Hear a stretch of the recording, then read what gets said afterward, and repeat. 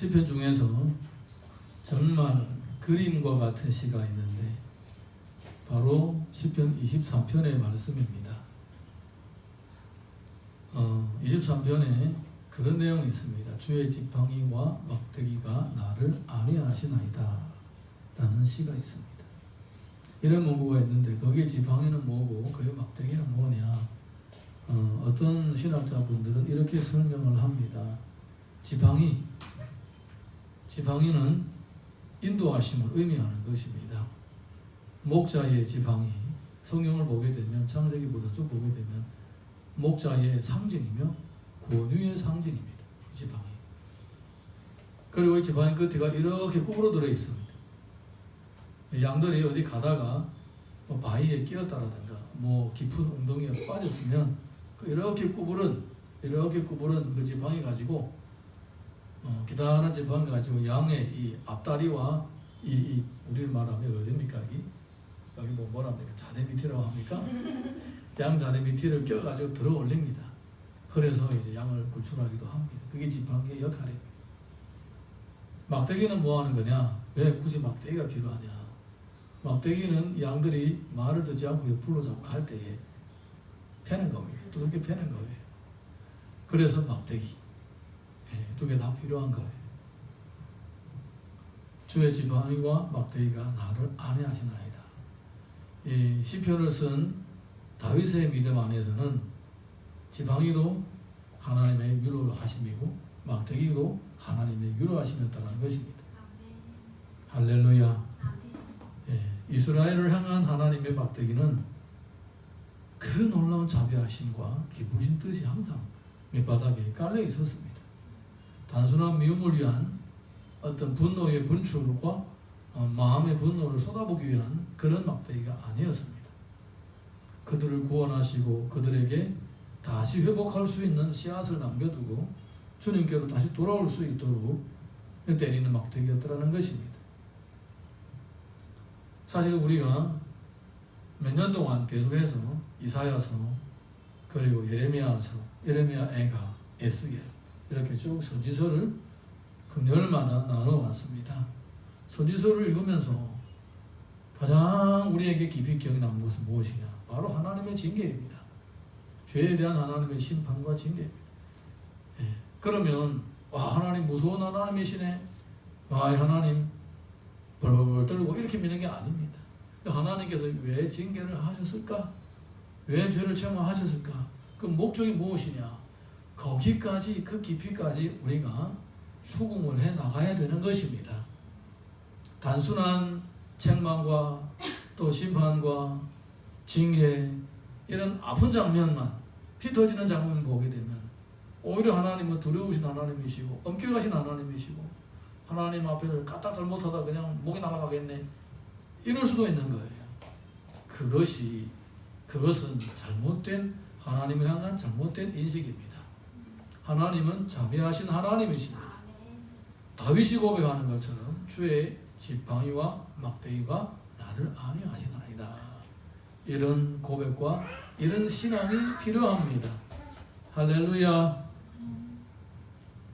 자, 우리 오늘 본문의 말씀 1절에서 3절 읽어봅니다. 시작.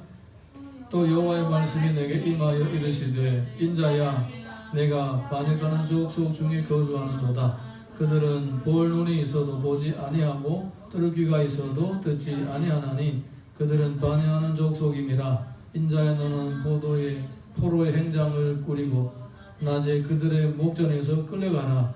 내가 네 처소를 다른 곳으로 옮기는 것을 그들이 보면 비록 반역하는 족속이라도 혹 생각이 있으리라. 이렇게 하나님은 어떤 사람들을 향하여 심판을 선포하시는가? 반역하는 마음이 있는 사람들입니다. 반역하는 마음이 있는 사람의 특징은 무엇이냐? 눈은 있어도 보지 못하고 귀가 있어도 듣지 못하는 것입니다. 이게 바로 반역한 마음이 있는 사람들의 특징입니다. 반역한 마음이 있으면 하나님의 역사가 펼쳐지고 있는데도 눈에 안 보이고 하나님의 음성이 귀에 들어오는데도 안 들리는 거예요. 성경에서 우리를 보고 계속 순종을 얘기하죠. 순종. 오늘 찬양 부를 때도 순종이라고 얘기를 했죠. 예. 순종의 예배로, 순종의 제사로 하나님께 나아가야 된다는 것입니다. 우리가 하나님을 향한 순종하는 마음이 있을 때에 눈에 보여지는 것이고, 하나님을 향하여 순종하는 마음이 있을 때에 귀에 들려지는 것입니다. 그게 순서예요. 들려진 다음에 순종하는 것이 아니고, 보여진 다음에 순종하는 것이 아니고, 순종이 먼저입니다.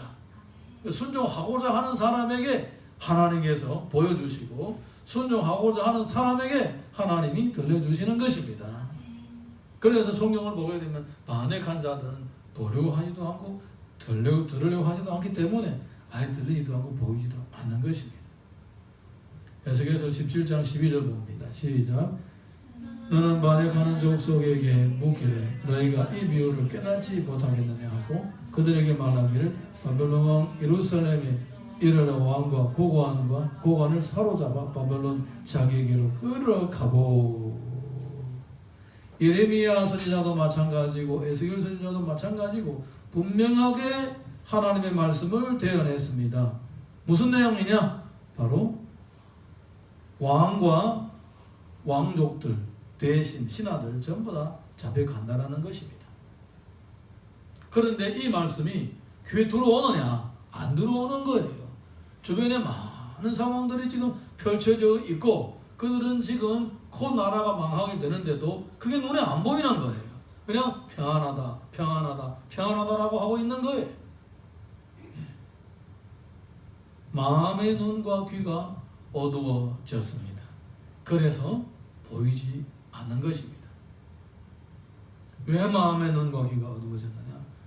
반역하는 마음이 있기 때문입니다.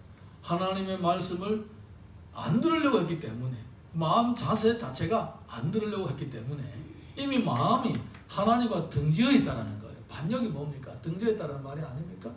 마음이 이미 하나님과 등지어 있기 때문에 하나님의 말씀에 귀에 들어오지 않고 하나님이 하시는 일이 눈에 안 보이는 거예요. 그래서 계속 자기 뜻대로 하다가 하나님으로부터 책망을 받고 지적을 받고 그리고 징계를 받게 되는 것입니다. 하나님은 처음부터 막대기를 휘두르는 분이 아니십니다. 오래 참으시는 것입니다. 하나님께서 막대기를 드실 때는 그거는 마지막입니다. 마지막입니다. 이미 오랫동안 참음의 과정이 있었기 때문에 마지막에 막대기를 들으시는 것입니다. 이 주님의 자비하심을 꼭 깨달으시기를 예수님의 이름으로 축복합니다.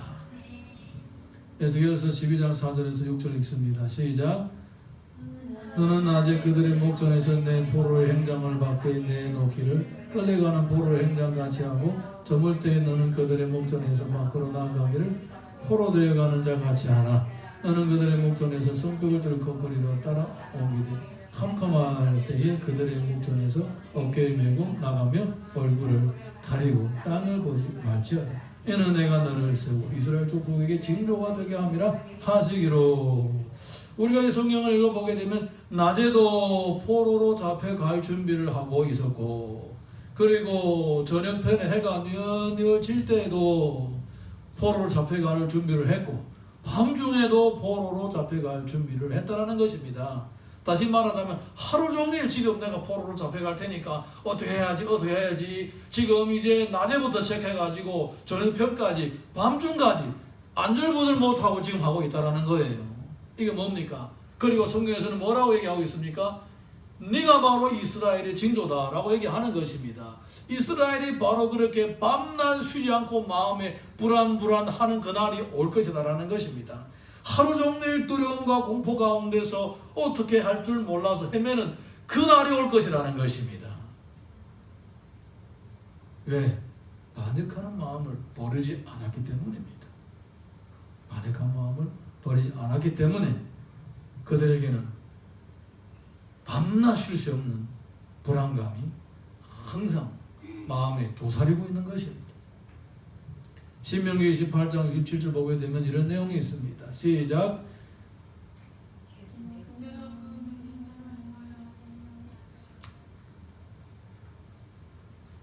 신명기 28장 67절 없어요? 시작. 내 마음의 두려움과 눈이 보는 것으로 말미암아 아침에는 이르기를 아하 저녁이 되었으면 좋겠다 할 것이요 저녁에는 이르기를 아하 아침이 되었으면 좋겠다 하리라. 하루 종일 불안감, 이 불안감이 빨리 사라졌으면 좋겠다. 저녁이 되면 좀 괜찮을까? 저녁이 되어 보니까 또 계속 불안함이 찾아오니까 아침이 되면 좀 괜찮지 않을까? 우리가 작년 재작년에 많이 불렀던 찬양 하나 있잖아요. 고단한 인생길. 마지막에 가사 마지막에 뭡니까? 또한 지나가리라가 있죠. 또한 지나가리라. 그런데 그거는 하나님을 믿고 순종하고자 하는 사람에게 해당된 얘기입니다. 하나님께 반역하는 마음을 가지고 있는 한 지나가지 않습니다. 지나가지 않습니다. 아멘입니까? 그거는 믿는 사람에게 해당된 얘기입니다. 아침이 되면 저녁이 오기를 원하고 저녁이 되면 아침이 오기를 원하고 왜 시간이 이렇게 늦게 가냐? 다른 사람은 시간이 빨리 가서 문제인데 이 고통스러운 시간이 빨리 지나갔으면 좋겠다. 왜 이렇게 시간이 늦게 돌아가냐? 이런 마음이 생긴다. 이럴 정도로 이런 불안한 마음을 누가 가지게 되느냐? 반역한 마음을 가진 사람들에게 나중에 이런 두려움과 공포와 걱정과 근심이 떠나지 않고 그 마음을 꽉 붙잡고 있다는 거예요. 12장 7절 이어서 읽습니다. 시작. 내가 그 명령대로 행하여 낮에 나의 행장을 끌려가는 포로의 행장같이 내놓고 저물 때에 내 손으로 성벽을 뚫고 캄캄할 때의 행장을 내다가 그들의 목전에서 어깨에 메고 나아가니라. 하나님은 에스겔을 메신저로 삼았습니다. 그러니까 에스겔은 하나님의 메시지를 대언하는 사람입니다. 너 예언하지 마. 이러니까 예언을 하지 않고 몸으로 행동하는 거예요. 몸으로. 너 호소리 치지 마. 입 다물어. 뭐 이러니까 몸으로 행동하는 거예요. 하도 행동이 이상하니까 너 왜 그러지? 이렇게 사람들이 물어보는 거예요. 그때 물어보니까 그때야 설명을 하는 거죠. 하나님은 주의 일꾼들을 그의 입술로도 사용하지만 그의 삶까지도 사용하셔서 하나님의 메시지를 증거하는 것입니다. 할렐루야. 에스겔 4장 1절에서 3절 보게 되면 이런 기록이 있습니다. 시작.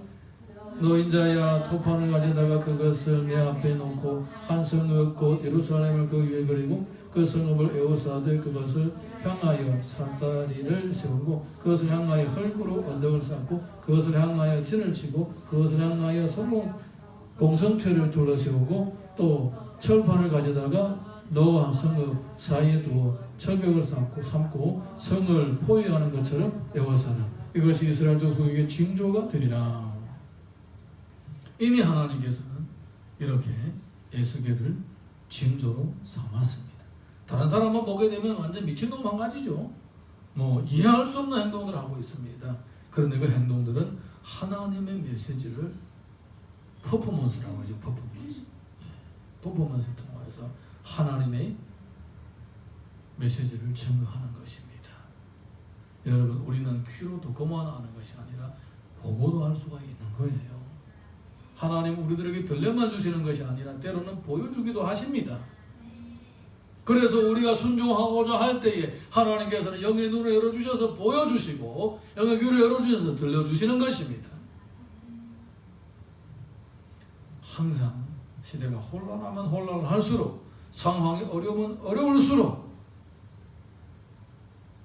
내 안에 반역하는 마음이 없는가 점검하시고 깨끗하게 제거하시고 주님 모시는 그 길을 찾으시고 주님 하시는 그 말씀을 들을 수 있기를 다시 한번 예수님의 이름으로 축원합니다. 자, 8절에서 10절 이어서 읽습니다. 시작. 이튿날 아침에 여호와의 말씀이 또 내게 임하여 이르시되 인자야 이스라엘 족속 곧 그 반역하는 족속이 내게 묻기를 무엇을 하나냐 하지 아니하더냐 너는 그들에게 말하기를 주 여호와의 말씀이 이것은 예루살렘 왕과 그 가운데 있는 이스라엘 온 족속에게 대한 묵시라 하셨다고. 하나님은 반역한 왕과 백성에게 심판을 이미 예비해 두셨습니다. 그들이 반역하는 마음을 가지는 그때부터 하나님은 그들을 책망하기 시작했습니다. 수많은 세월과 시간이 흘렀는데도 불구하고 그들은 여전히 반역한 마음을 제거하지 않았습니다. 그래서 하나님께서는 마지막에 에스겔을 통하여 이런 상징을 통하여서 그들의 심판을 선포하고 계시는 것입니다. 이사야서 63장 10절 보게 되면 이렇게 기록되어 있습니다. 시작. 그들이 반역하여 주의 성령을 근심하게 하였으므로 그가 돌이켜 그들의 대적이 되사 친히 그들을 치셨더니. 하나님은 반역하는 자에게 등을 돌리십니다. 우리는 하나님 말씀을 싫어하고 하나님의 뜻을 따르기를 싫어해서 우리가 하나님을 향하여 등을 돌리지만, 우리가 하나님을 향하여 등을 돌리는 순간에 하나님도 우리에게 등을 돌리십니다. 언젠가 내가 다시 얼굴을 돌이킬 때는 하나님이 이미 나를 등 돌리신 거예요. 여러분, 내가 지금 주의 말씀에 귀에 들려지고 또한 주님의 역사하신 눈에 보여지는 것은 얼마나 큰 축복인지 모릅니다. 할렐루야. 11절에서 13절 이어서 읽습니다. 시작. 또 말하기를 나는 너희 징조라. 내가 행한 대로 그들도 포로로 잡혀가리라. 무리가 성벽을 뚫고 행장거리로 가지고 나가고 그 중에 왕은 어두울 때에 어깨에 행장을 메고 나아가며 눈으로 땅을 보지 아니하려고 자기 얼굴을 가리리라 하라. 내가 또 내 그물을 그의 위에 치고 내 얼무에 걸리게 하여 그를 끌고 갈대아 땅 바벨론에 이르리니 그가 거기서 죽으려니와 그 땅을 보지 못하리라. 반역하는 지도자는 자신의 죄에 반드시 대가를 치르게 됩니다. 우리가 어릴 때부터 그렇게 신앙 교육을 받았습니다. 교회 목회자들이 혹시 하나님의 말씀대로 하지 않아도 목회자하고 절대로 대적하지 말라. 저는 그렇게 교육받았습니다. 19살 때부터 교회를 다닐 때부터 1년에 2번씩 선교사님들 또 목사님들 교수님들 와서 가르쳤습니다. 그분들이 늘 그렇게 얘기했습니다. 교회 목회자들하고 대적하지 말라. 그 목회자들이 죄가 있으면 하나님이 그들을 심판하신다라는 겁니다. 여러분, 하나님은 공평하신 하나님이십니다. 목회자라고 봐주는 게 아니에요. 목회자에게는 더 큰 심판이 있습니다. 더 큰 심판이 있는 거예요. 왜냐하면 지도자의 일거수 일투족은 더 많은 사람에게 영향을 끼치기 때문입니다. 그 한 사람이 죄를 짓게 되고 나쁜 것을 행하게 되면 모든 무리에게 다 악영향을 끼치기 때문에 하나님의 심판이 더 큰 거예요. 그러니까 만약에 여러분의 눈에 어떤 목회자가 하나님의 말씀대로 하지 않는다 그러면 대적하지 말고 하나님 앞에 기도하셔야 됩니다. 저를 놓고 하는 게 아닙니다. 저는 그럴 일이 없습니다. 저는 그럴 일이 안 생겨도 몸부림을 치고 있습니다. 몸부림을 치고 있습니다. 저절로 안 와서 그냥 하나님 앞에 개고 있는 거예요. 저를 얘기하는 게 아니에요. 혹시 여러분이 누가 보더라도 저 목사라는 게 그런 말 하지 마십시오. 하나님 앞에 죄를 짓게 됩니다. 그거는 저 목사님인데 저러나 참 안타깝다. 요 정도는 괜찮아도 그 사람을 무시하고 지적하고 책망하는 것은 그걸 하나님께 맡기셔야 됩니다. 할렐루야.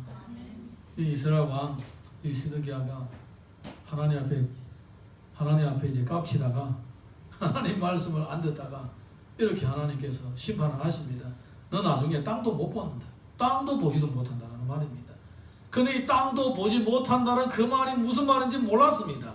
그가 그 심판이 직접 자기 몸에 임할 때야 그 말이 무엇인지 깨달았다는 거예요. 여러분, 영적 지도자가 그 영의 눈이 어두워지면 제일 비참한 것은 누가 말이 귀에 들지 않는다는 거예요. 여러분, 목사가 돼가지고 누가 말하면 듣겠습니까? 어느 목사가 누구 말하면 그래요, 알겠습니다, 고치겠습니다, 이런 사람이 있습니까? 내가 말씀을 전한다라고 하면서 감히 나한테 덤벼 이렇게 생각한다고요, 목사님들이. 그래서 나중에 하나님의 심판이 임할 때는 엄청 심하게 하나님께서는 막대기도 굵은 막대기로 굴에 갈겨도 심하게 굴에 갈기는 거예요. 그래서 하나님께서 다루기 때문에 이 지도자는 참 조심을 해야 됩니다. 저는 어릴 때부터 이런 지도자들을 많이 봤기 때문에 저는 평생 조심하면서 하나님의 말씀을 순종하고자 지금까지 애를 쓰고 있습니다. 저를 위해 기도할 때 평생 경건하게 주님의 말씀에 순종하면서 믿음이 자라갈 수 있게 달라고 기도해 주면 좋겠습니다. 저는 여러분을 위해 기도할 때도 마찬가지지만 여러분이 저를 위해 기도할 때도 내 개인이 주님 앞에 제대로 세워져야 그 다음에 유익한 거예요. 사도 바울도 내가 내 자신을 쳐서 복종하지 않고 다른 사람을 복음을 전하다가 내가 버림을 받는다라고 그랬습니다. 자기를 쳐서 복종한다는 겁니다. 목자가 막대기를 들고 때리기 전에 내가 스스로 쳐서 복종하는 거예요. 내가 스스로 쳐서 복종하는 게 낫지. 목자의 막대기에 맞으면 이거는 뼈가 부러지든가 눈이 뭐 빠져나가든가 난리 나는 거예요. 그래서 성도는 우리의 내키는 대로 사는 것이 아니라 말씀대로 사는 거예요. 목회자도 생각나는 대로 사는 것이 아니라 말씀대로 사는 거예요. 왕하 25장 7절 보겠습니다. 시작. 그들이 시드기야의 아들들을 그의 눈앞에서 죽이고 시드기야의 두 눈을 빼고 노사슬로 그를 결박하여 바벨론으로 끌고 갔다. 여러분, 노사슬 흔한 겁니까? 그 당시에 노스는 엄청 비싼 금속입니다. 무기를 만드는 금속입니다. 다른 포로들은 전부 다 농끈으로 매든지 뭐 이렇게 들어갔는데 유도 왕은 노사슬로 맸습니다. 왜냐하면 요놈이 도망갈까 봐. 그래서 도망도 못 가게 눈까지 파버렸습니다. 눈까지 빼버렸습니다. 눈이 빠지고 나니까 에스겔이 많이 생각나는 거예요. 하나님께서 땅 못 본다는 말이 이런 말이구나. 왜? 눈이 있어도 못 보니까. 아예 없는 것보다 낫지. 눈이 있어도 하나님의 역사하신 눈에 안 보이니까. 귀를 그냥 못 듣게 하지 않은 게 다행입니다. 그래도 귀는 남겨놨습니다. 사랑하는 성도 여러분, 여러분은 어떻습니까? 아직까지 반역을 제거하지 않고 그 반역 때문에 하나님 말씀이 잘 들리지 않고 하나님 역사가 눈에 잘 보이지 않습니까? 속히 해결할 수 있기를 주님의 이름으로 축복합니다. 14절에서 16절 봅니다. 시작. 내가 그 호위하는 자와 부대들을 다 사방으로 흩고 또 그 뒤를 따라 칼을 베리라. 내가 그들을 이방인 가운데로 흩으며 여러 나라 가운데에서 해친 후에야 내가 여호와인 줄을 그들이 알리라. 그러나 내가 그중 몇 사람을 남겨 칼과 기근과 전염병에서 벗어나게 하여 그들이 이르는 이방인 가운데서 자기의 모든 가증한 일을 자백하게 하리니 내가 여호와인 줄을 그들이 알리라. 반역하는 리더를 추종하는 자들도 포로로 잡혀가면서 고난을 받지만은 그들을 향한 형벌은 지도자보다는 조금 가볍습니다. 그리고 그들에게는 회개할 기회가 주어지게 됩니다. 그들은 포로로 잡혀가서 전염병에서도 구원을 받고 칼에서도 구원을 받고 기근에서도 구원을 받습니다. 그리고 자기들의 잘못을 자백하게 되고 주께로 돌아오게 되는 거예요. 사랑하는 성도 여러분, 하나님은 심판을 멸망의 목적으로 사용하는 것이 아니라 회개하고 돌아오는 목적으로 사용하시는 것입니다. 그래서 다윗은 주의 지팡이가 막대기가 나를 안해하시나이다 라고 고백을 하는 거예요. 지팡이도 나의 위로가 되고 그 막대기도 맞을 때는 아프지만 그조차도 나에게 위로가 된다라는 거예요. 이 깊은 신앙의 경지까지 이르시기를 바랍니다. 에스겔 7장 27절 보게 되면 이런 말씀이 있습니다. 시작. 왕은 애통하고 고관은 놀라면 옷 입듯 하며 주민의 손을 떨리리라. 내가 그 행위대로 그들에게 갚고 그 죄악대로 그들을 심판하리니 내가 여호와인 줄을 그들이 알리라. 하나님은 심판을 통하여 자신의 존재를 증명하십니다. 또 에스겔서 11장 10절 봅니다. 시작. 내가 칼에 엎드러진 것이라 내가 이스라엘 변경에서 너희를 심판하리니 너희는 내가 여호와인 줄을 알리라. 이스라엘 변경은 어디입니까? 포로로 잡혀가는 그 국경을 넘는 순간에 하나님이 하신 말씀이 그대로 이루어져서 눈을 잃어버린 사람은 눈을 잃어버리게 되고 다시 돌려보내는 사람은 다시 돌려보내게 되고 끌고 갈 사람들은 끌고 가는 거예요. 에스겔 28장 25절에서 26절 봅니다. 시작. 주 여호와께서 이같이 말씀하셨느니라. 내가 여러 민족 가운데서 흩어져 있는 이스라엘 족속을 모으고 그들로 말미암아 여러 나라의 눈앞에서 내 거룩함을 나타낼 때에 그들이 구국 땅 곧 내 종 야곱에게 준 땅에 거주할지라. 그들이 그 가운데서 평안히 살면서 집을 건축하며 포도원을 만들고 그들의 사방에서 멸시하던 모든 자를 내가 심판할 때에 그들이 평안히 살며 내가 그 하나님 여호와인 줄을 그들이 알리라. 한때는 눈멀고 귀가 먼 영적 지도자를 따르고 함께 반역을 했던 이 사람들이 회개할 기회를 얻게 되고 하나님 앞에 죄를 자백하고 용서함을 받고 이방 땅에 있는 모든 재난을 그리고 심판을 이겨나고 살아남아서 고국으로 돌아오게 되고 회복의 은혜를 체험하게 됩니다. 이 고통과 시련은 무작정으로 연장될 수도 있지만 빨리 끝날 수도 있는 거예요. 우리가 주 앞에 내 마음에 있는 모든 반역을 제거하고 순종하고자 할 때 영의 눈이 밝아지고 영의 귀가 열려짐으로써 내 앞길이 환하게 보여지는 거예요. 사랑하는 성도 여러분, 그 주님이 우리를 인도하시면 단 머리카락만 같은 오차도 없는 거예요. 정확합니다. 얼마나 정확한지 모릅니다. 지나고 나면 소름이 끼칠 정도로 정확합니다.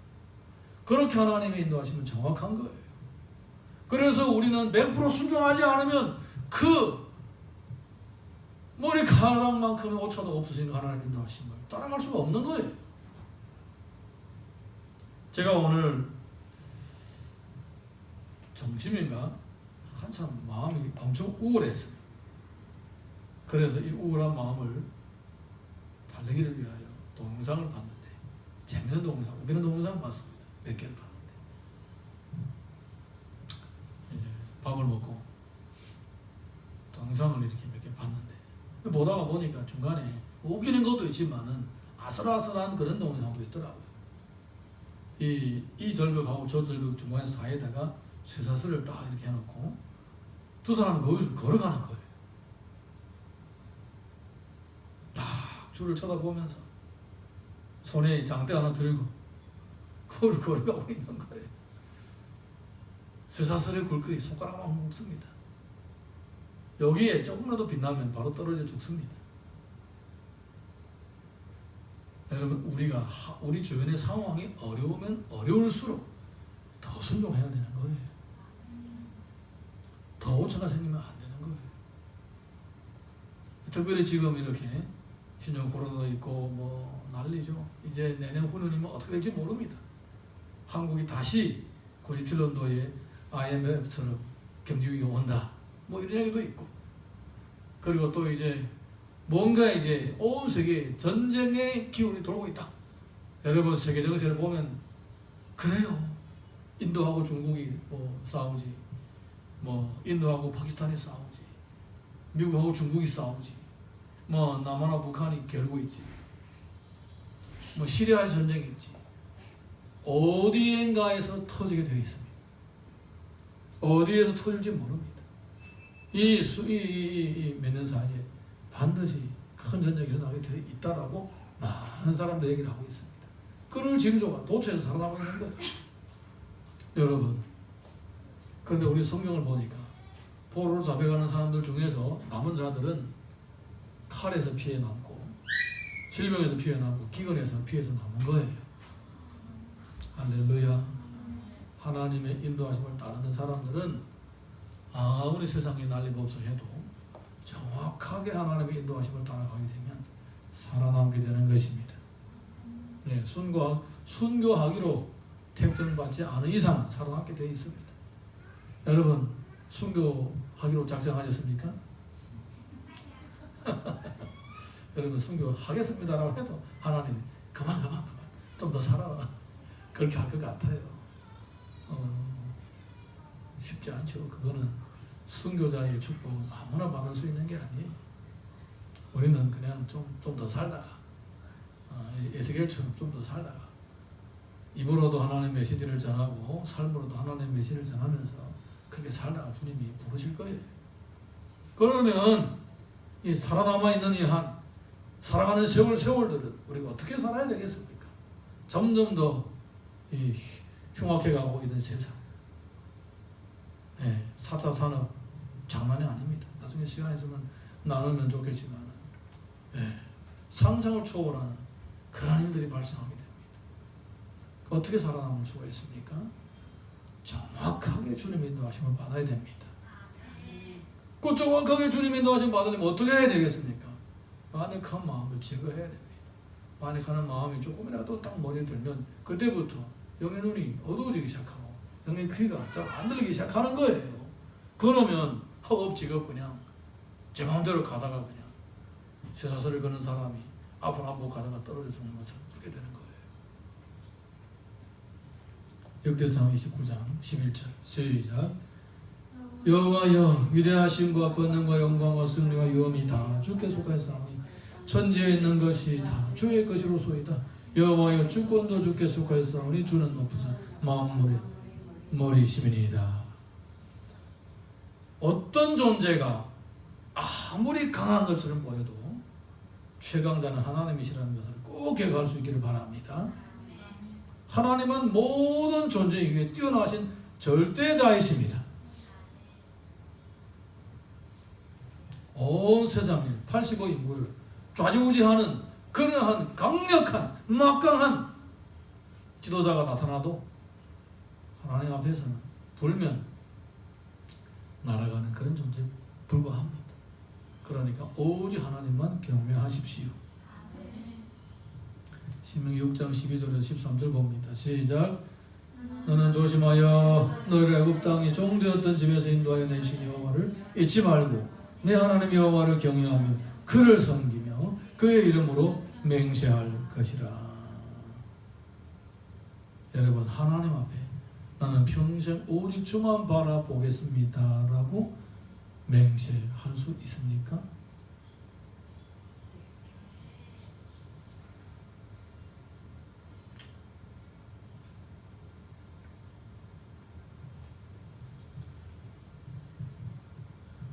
여러분이 이 문제를 가지고 오늘 저녁에 기도하셔야 됩니다. 만약에 아직까지 내가 오직 주만 바라보면서 주님의 인도하심만 따르겠다라고 맹세를 못하면 맹세해도 모자란다.